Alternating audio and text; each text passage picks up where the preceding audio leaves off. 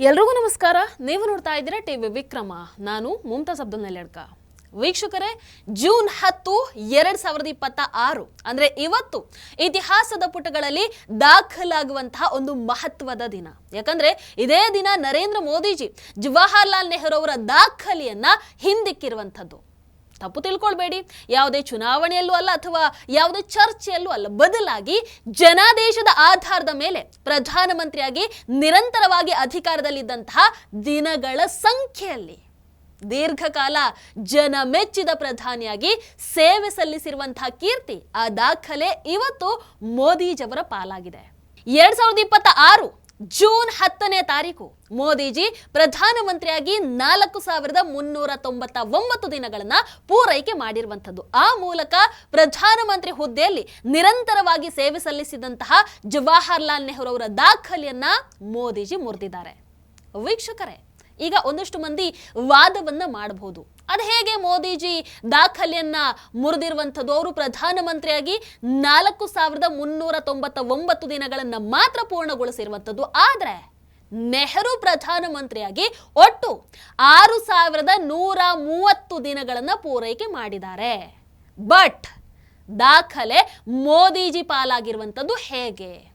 ಈ ಪ್ರಶ್ನೆ ಬರ್ತಾ ಇದೆ.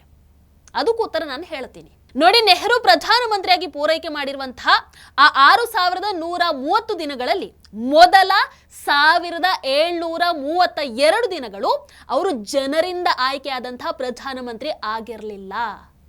1947 ಆಗಸ್ಟ್ 15ನೇ ತಾರೀಕು ಅವರು ಪ್ರಧಾನಮಂತ್ರಿಯಾಗಿ ಅಧಿಕಾರವನ್ನು ಸ್ವೀಕಾರ ಮಾಡ್ತಾರೆ. ಬಟ್ ಹೇಗೆ? ಜನರ ಮತದಾನದ ಮೂಲಕ ಆಯ್ಕೆಯಾಗಿದ್ದಲ್ಲ.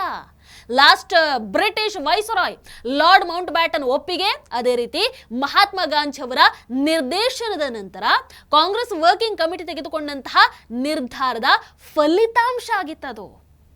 ಹಾಗಾಗಿ ಅದು ಎಲೆಕ್ಷನ್ ಅಲ್ಲ, ಸೆಲೆಕ್ಷನ್ ಆಗಿತ್ತು. ಭಾರತ ಗಣರಾಜ್ಯ ಆದಂತಹ ದಿನ 1950 ಜನವರಿ 26 ನಂತರ ದೇಶದ ಮೊದಲ ಸಾರ್ವತ್ರಿಕ ಚುನಾವಣೆ 1952ರಲ್ಲಿ ನಡೆಯುತ್ತೆ. ಅದಾದ ನಂತರ 1952 ಮೇ 13ನೇ ತಾರೀಕು ಜವಾಹರ್ಲಾಲ್ ನೆಹರು ಪ್ರಜಾಪ್ರಭುತ್ವ ರೀತಿಯಲ್ಲಿ ಆಯ್ಕೆ ಆಗಿ ಪ್ರಧಾನಮಂತ್ರಿ ಆಗ್ತಾರೆ. ಸೊ ಆ ದಿನದಿಂದ ಹಿಡಿದು ಅವರ ನಿಧನದವರೆಗೆ ಪ್ರಧಾನಮಂತ್ರಿಯಾಗಿ 4398 ದಿನಗಳ ಸೇವೆಯನ್ನ ಸಲ್ಲಿಸ್ತಾರೆ. ಆದ್ರೆ ಮೋದಿಜಿಯವರ ವಿಚಾರಕ್ಕೆ ಬಂದ್ರೆ 2014 ಮೇ 26ರಿಂದ ಇವತ್ತಿನವರೆಗೆ ಅವರ ಅಧಿಕಾರಾವಧಿಯಲ್ಲಿ ಒಂದೇ ಒಂದು ದಿನ ಕೂಡ ಅವರು ಜನಾದೇಶ ಇಲ್ಲದೆ ಕಳೆದಿಲ್ಲ. ಜನರ ತೀರ್ಪಿನ ಆಧಾರವಾಗಿ ಅವರು ಪ್ರಧಾನಮಂತ್ರಿಯಾಗಿರುವಂಥದ್ದು. 3 ಚುನಾವಣೆಗಳನ್ನು ಎದುರಿಸಿದ್ದಾರೆ. 3 ಬಾರಿ ಜನ ಸ್ಪಷ್ಟ ಬಹುಮತವನ್ನ ಕೊಟ್ಟಿದ್ದಾರೆ. ಹೀಗಾಗಿ ನಿಜವಾದ ದಾಖಲೆ ಅಂತ ಅಂದ್ರೆ ಯಾರು ಎಷ್ಟು ದಿನ ಅಧಿಕಾರದಲ್ಲಿ ಇದ್ರು ಅನ್ನುವಂಥದ್ದಲ್ಲ. ಇಲ್ಲಿ ನಿಜವಾದ ದಾಖಲೆ ಜನರ ಮತ ಹಾಗೆ ಜನರ ವಿಶ್ವಾಸದ ಆಧಾರದ ಮೇಲೆ ಪ್ರಜಾಪ್ರಭುತ್ವದಲ್ಲಿ ನಿರಂತರವಾಗಿ ಅತಿ ಹೆಚ್ಚು ಕಾಲ ಅಧಿಕಾರದಲ್ಲಿ ಇರುವಂಥದ್ದು. ಸೊ ಆ ದಾಖಲೆಯನ್ನ ಇವತ್ತು ನಮ್ಮ ಪ್ರಧಾನಿ ಮೋದಿಜಿ ತಮ್ಮ ಹೆಸರಿಗೆ ಬರೆಸ್ಕೊಂಡಿದ್ದಾರೆ. ವೀಕ್ಷಕರಾದ್ರೆ ಇಲ್ಲಿ ನಮಗಿರುವಂತಹ ಪ್ರಶ್ನೆ, ಪ್ರಧಾನಿ ಆಗಿ ಇಬ್ರು ದೇಶಕ್ಕೆ ಕೊಟ್ಟಿರುವಂತಹ ಕೊಡುಗೆ ಏನು?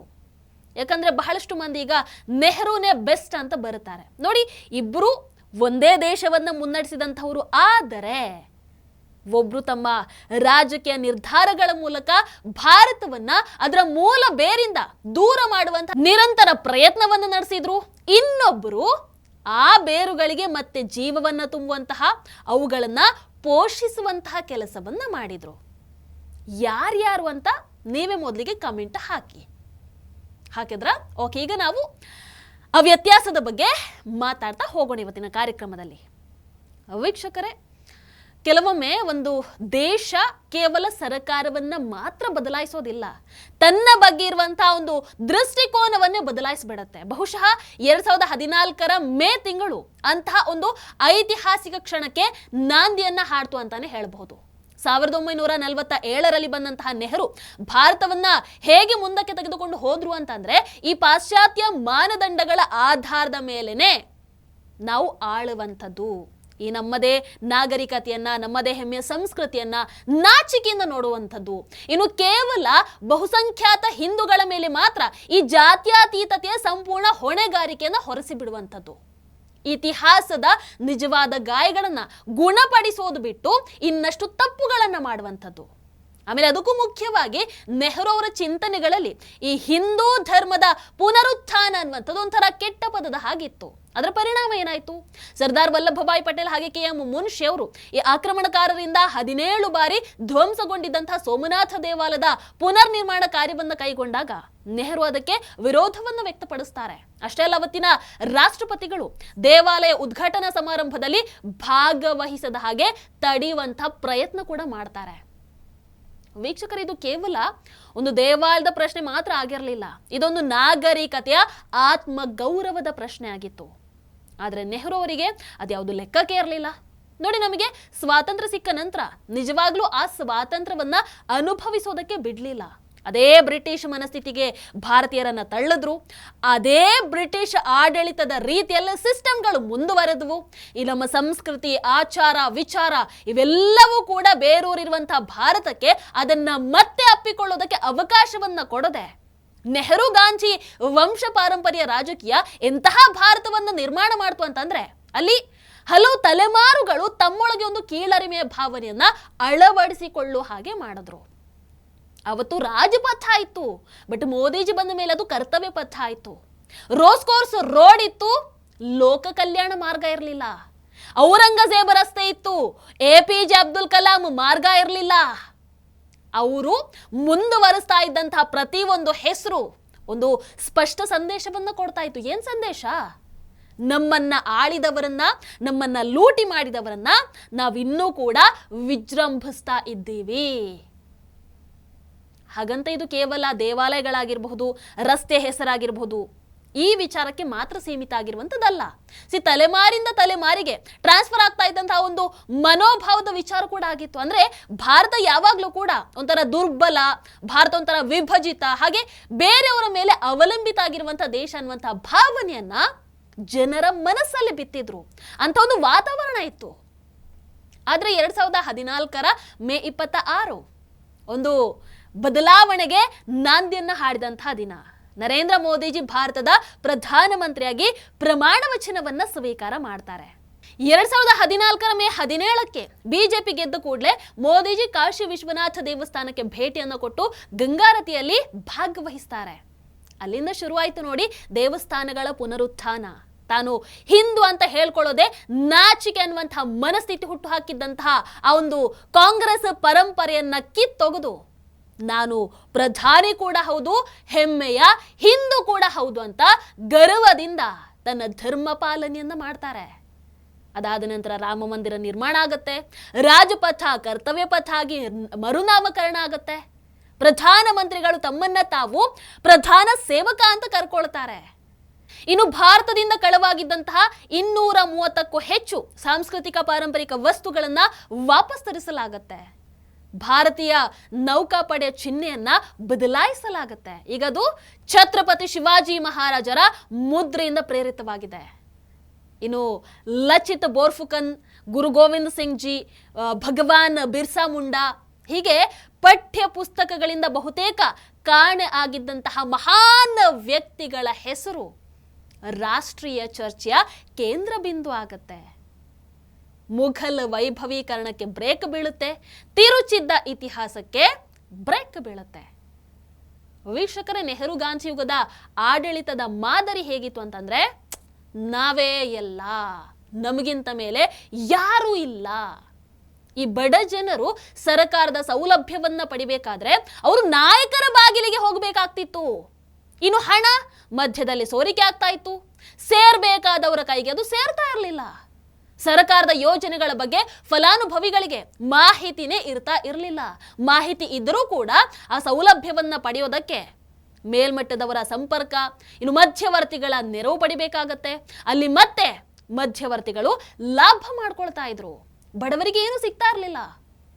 ಆದ್ರೆ ಮೋದಿ ಸರ್ಕಾರ ಈ ಸಂಪೂರ್ಣ ಸಿಸ್ಟಮ್ ಅನ್ನು ಬದಲಾಯಿಸಿ ಬಿಡ್ತಾರೆ. 55 ಕೋಟಿಗೂ ಹೆಚ್ಚು ಜನಧನ ಖಾತೆಗಳನ್ನ ಓಪನ್ ಮಾಡಿಸ್ತಾರೆ. 12 ಕೋಟಿಗೂ ಹೆಚ್ಚು ಶೌಚಾಲಯ ನಿರ್ಮಾಣ ಆಗುತ್ತೆ. ಭಾರತವನ್ನ ಬಯಲು ಮುಕ್ತ ರಾಷ್ಟ್ರ ಮಾಡ್ತಾರೆ.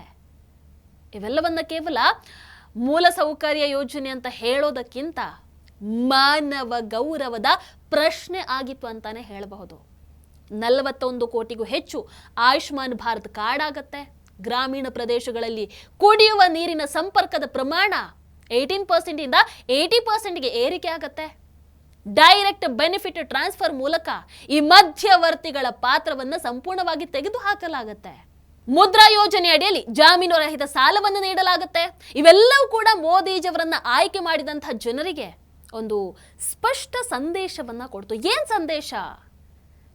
ನಾವು ನಿಮ್ಮ ಮೇಲೆ ನಂಬಿಕೆಯನ್ನ ಇಡಬಹುದು. ಮೋದಿಜಿ ಜನಸೇವೆಗೆ ಅಂತಾನೆ ಬಂದಿರುವಂತಹ ನಾಯಕ.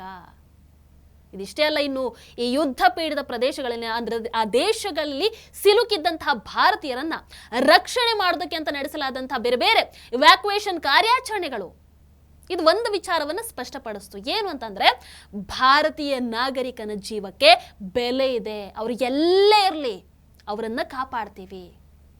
ಆದ್ರೆ ನೆಹರು ಭಾರತದ ಸಂದರ್ಭದಲ್ಲಿ ಇಂಥದ್ದನ್ನ ಕಲ್ಪನೆ ಮಾಡೋದಕ್ಕೂ ಕೂಡ ಕಷ್ಟ ಆಗ್ತಾ ಇತ್ತು.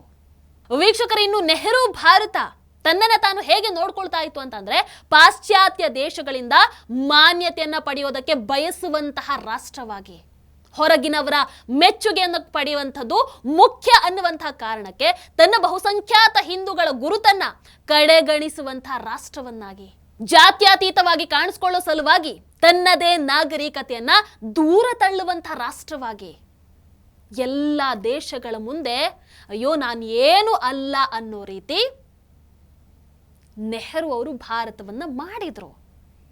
ಆದ್ರೆ ಮೋದಿಜಿ ಬಂದು ಭಾರತವನ್ನ ತನ್ನದೇ ಆದಂತಹ ಮೌಲ್ಯಗಳನ್ನ ಹೊಂದಿರುವಂತಹ ರಾಷ್ಟ್ರವಾಗಿ, ತನ್ನದೇ ಆದಂತಹ ದೃಷ್ಟಿಕೋನವನ್ನ ಹೊಂದಿರುವಂತಹ ರಾಷ್ಟ್ರವಾಗಿ, ತನ್ನದೇ ಆದಂತಹ ಇತಿಹಾಸವನ್ನ ಹೊಂದಿರುವಂತಹ ರಾಷ್ಟ್ರವಾಗಿ, ತನ್ನ ಮೂಲ ಸಂಸ್ಕೃತಿ, ಆಚಾರ, ವಿಚಾರ ಎಲ್ಲವನ್ನ ಕೂಡ ಹೆಮ್ಮೆಯಿಂದ, ಗರ್ವದಿಂದ, ಯಾರ ಭಯ ಕೂಡ ಇಲ್ಲದೆ ಆಚರಿಸುವಂತಹ ರಾಷ್ಟ್ರವಾಗಿ, ಅಂಡ್ ಅದನ್ನ ಆಚರಿಸೋದಕ್ಕೆ ಪಾಶ್ಚಾತ್ಯರಿಗೂ ಕೂಡ ಇನ್ಫ್ಲುಯೆನ್ಸ್ ಮಾಡುವಂತಹ ರಾಷ್ಟ್ರವಾಗಿ, ಇನ್ನು ನಮ್ಮನ್ನ ಕೆಣಕಿದ್ರೆ ಯಾರನ್ನು ಉಳಿಸಲ್ಲ ಅನ್ನುವಂತಹ ಒಂದು ದೃಢ ಆತ್ಮನಿರ್ಭರ ನವ ಭಾರತವನ್ನ ಮೋದಿಜಿ ಬಿಲ್ಡ್ ಮಾಡ್ತಾರೆ.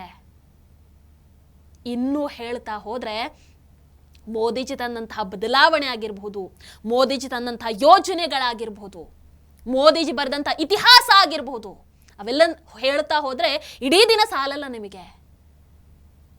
ಹಾಗಾಗಿ 2026 ಜೂನ್ 10ನೇ ತಾರೀಕು ಈ ದಿನ ಕೇವಲ ಒಂದು ಸಂಖ್ಯಾ ಮೈಲಿಗಲ್ಲನ್ನ ಅಚೀವ್ ಮಾಡಿದಂಥ ದಿನ ಮಾತ್ರ ಅಲ್ಲ, ಇದು ನಾವು ಎಂತಹ ಭಾರತದಿಂದ ಬಂದಿದ್ವಿ, ಇವತ್ತು ಯಾವ ಭಾರತದಲ್ಲಿ ಇದ್ದೀವಿ, ಯಾವ ಭಾರತದ ಕಡೆಗೆ ಸಾಗ್ತಾ ಇದ್ದೀವಿ ಅನ್ನುವಂಥದ್ದನ್ನ ನೆನಪು ಮಾಡಿಕೊಡುವಂತಹ ದಿನ. ಹೌದು ಅಲ್ವೋ? 12 ವರ್ಷ, 3 ಪ್ರಮಾಣ ವಚನ, ಪ್ರತಿ ಬಾರಿ ಕೂಡ ಒಂದೇ ಸಂದೇಶ. ವಿರೋಧಿಗಳು ನಿರಂತರವಾಗಿ ಮೋದಿಜಿಯವರನ್ನ ಕೆಟ್ಟ ಕೆಟ್ಟ ಪದಗಳಿಂದ ನಿಂದಿಸಿದ್ರು, ಚಾಯ್ವಾಲಾ ಅಂತ ಗೇಲಿ ಮಾಡಿದ್ರು, ಈತ ಹೆಚ್ಚು ದಿನ ಅಧಿಕಾರದಲ್ಲಿ ಉಳಿಯೋದಕ್ಕೆ ಸಾಧ್ಯನೇ ಇಲ್ಲ ಅಂತ ಭವಿಷ್ಯವಾಣಿಗಳನ್ನ ನುಡಿದ್ರು. ಇತ್ತೀಚೆಗೆ ರಾಹುಲ್ ಅವರು ಕೂಡ ಅಷ್ಟೇ 1 ವರ್ಷದಲ್ಲಿ ಇಳುತ್ತಾರೆ ಅನ್ನುವಂತಹ ಭವಿಷ್ಯವಾಣಿಯನ್ನು ನುಡಿದ್ರು. ಆದ್ರೆ ಮೋದಿಜಿ ಅವೆಲ್ಲವನ್ನ, ಆ ನಿಂದನೆಗಳಿಗೆ ಸೋಲದೆ, ಜಗ್ಗದೆ, ಬಗ್ಗದೆ ಅವೆಲ್ಲವನ್ನ ತನ್ನ ಯಶಸ್ಸಿನ ಮೆಟ್ಟಿಲಾಗಿ ಮಾಡ್ಕೊಳ್ತಾ ಹೋದ್ರು. ಇನ್ನು ದೇಶದ ಜನ ಅವರಿಗೆ ಮತವನ್ನ ಹಾಕ್ತಾನೆ ಹೋದ್ರು. 2014, 2019, 2024 3 ನಿರಂತರ ಜನಾದೇಶ, 3 ಪ್ರಮಾಣ ವಚನ. ಯಾರು ಏನೇ ಭವಿಷ್ಯವಾಣಿಯನ್ನ ನುಡಿದ್ರು ಕೂಡ, ಯಾರು ಏನೇ ತಿಪ್ಪರ್ಲಾಗವನ್ನ ಹಾಕಿದ್ರು ಕೂಡ, ಕೊನೆಗೆ ಪ್ರಜಾಪ್ರಭುತ್ವದಲ್ಲಿ ಅಂತಿಮ ತೀರ್ಪು ಜನರದ್ದೇ. 12 ವರ್ಷಗಳ ಮೋದಿಜಿ ಆಡಳಿತದಲ್ಲಿ ಒಂದು ವಿಚಾರ ಮಾತ್ರ ಇನ್ನು ಸ್ಥಿರವಾಗೇ ಇದೆ, ಅದು ಲಕ್ಷಾಂತರ ಭಾರತೀಯರ ವಿಶ್ವಾಸ. ಆ ಜನರ ಪ್ರೀತಿ, ವಿಶ್ವಾಸದ ಜೊತೆಗೆ ಇವತ್ತು ಮೋದಿಜಿಯವರು ಒಂದು ಹೊಸ ಇತಿಹಾಸವನ್ನ ಬರೆದು ಬೀಗಿದ್ದಾರೆ. ಅಭಿನಂದನೆಗಳು ಮೋದಿಜಿ. ಟಿವಿ ವಿಕ್ರಮ, ದೇಶ ನಿಮ್ಮ ಕೈಯಲ್ಲಿ. ಈ ಕಾರ್ಯಕ್ರಮ ನಿಮಗೆ ಇಷ್ಟ ಆಗಿದ್ದಲ್ಲಿ ಲೈಕ್, ಶೇರ್ ಹಾಗೂ ಕಮೆಂಟ್ ಮಾಡಿ.